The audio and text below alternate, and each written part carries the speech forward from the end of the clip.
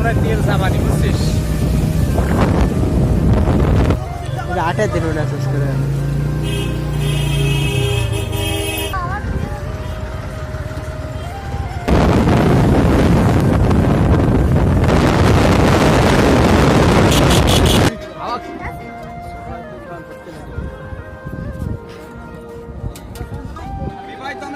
আপনারা সবাই দোয়া করবেন, যত বিবাহিত প্লেয়ার আছেন এবং যত দর্শক আছেন সবাই দোয়া করবেন। ইনশাআল্লাহ।